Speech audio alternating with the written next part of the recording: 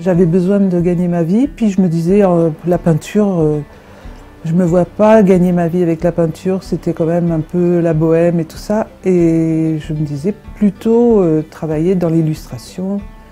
Là, je pensais qu'il y aurait une possibilité pour moi, donc j'ai préféré aller dans ce sens. Alors, le travail sur Stevenson, c'est arrivé quand même assez tard, hein, parce que bien avant, j'ai travaillé pour l'édition scolaire. J'avais toujours à cœur de faire quelque chose, un projet personnel. Et donc, ça s'est dirigé naturellement vers Stevenson, dont j'ai découvert l'œuvre assez tard.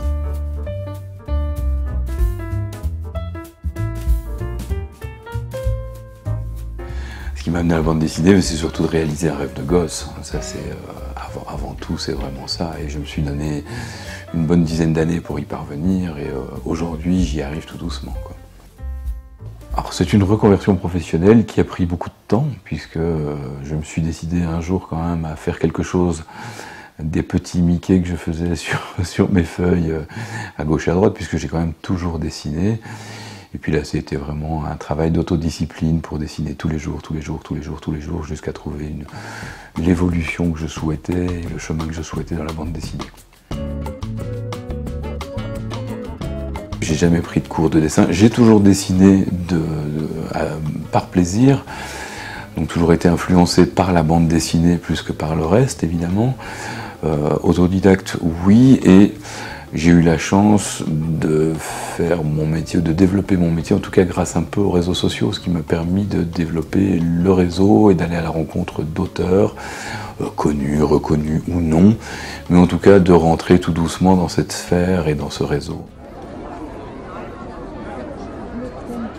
C'est étonnant, quoi, ce personnage qui traverse les Cévennes et qui est écossais et qui parle de l'histoire de France et d'un volet de l'histoire de France que peu de gens connaissent dans le détail.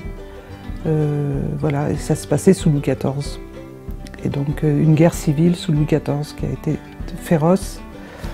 Et comme le début de cette guerre a commencé ici, dans ce village du Pont-de-Montvert, et comme j'étais originaire de ce village, je me suis dit, bon, en tant qu'illustratrice, je suis bien placée pour pouvoir faire une bande dessinée sur le sujet, aller au travail.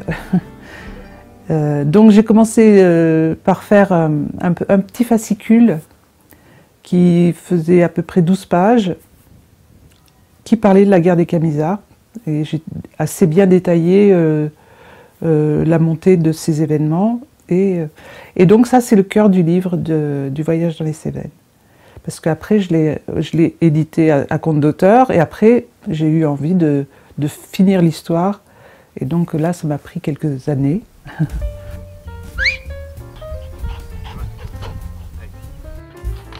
Il y a plusieurs façons de travailler. Moi, je dessine mes scénarios. J'essaye déjà de faire mes petits crobards. Hein. Je fais des monsieur patates, comme j'appelle ça. Après, je passe au crayonné, où là, vraiment, je vais faire mon premier brouillon, mon premier crayon, mon premier jet, de manière à bien placer les personnages dans chaque case, les bulles au bon endroit. Et puis, quand on est content de soi, là, on peut passer à l'ancrage. Ça, c'est l'étape qui suit. Et puis après, la colorisation. Voilà. Je commence par prendre beaucoup de notes. Je fais des petits crobards, j'ai des brouillons un peu partout. Des fois, je me perds dans mes brouillons. Et puis au bout d'un moment, je rassemble ça et je fais un plan.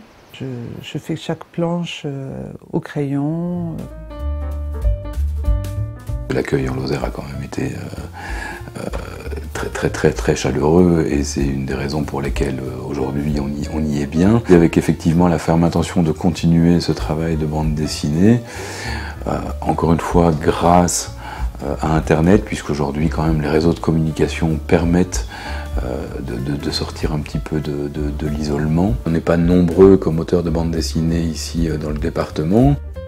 Comme j'ai une bande dessinée en plus qui parle, j'ai envie de dire, de la région, forcément ça attire, et les gens du coin sont vraiment, quand je dis du coin, je parle vraiment du département et de la région, voire de la région Occitanie, sont plutôt de bons lecteurs, et et sont toujours au rendez-vous jusque maintenant en tout cas.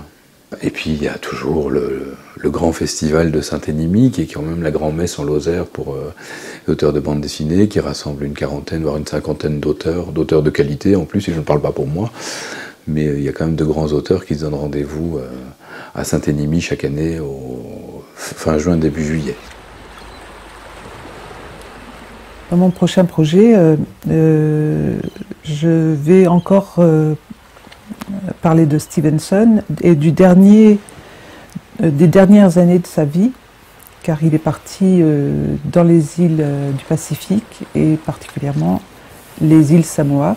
C'est 3 années, 4 années sur 4 années, et donc je vais parler de ce voyage dans les îles du Pacifique. Alors je pense que ça fait partie de ces métiers qu'on appelle métiers passion. Donc quand on le fait, il faut y aller à fond, il faut y croire, et puis voilà. Et puis un jour ça fonctionne ou ça ne fonctionne pas, mais en tout cas prendre plaisir à le faire, ça c'est certain. Ouais.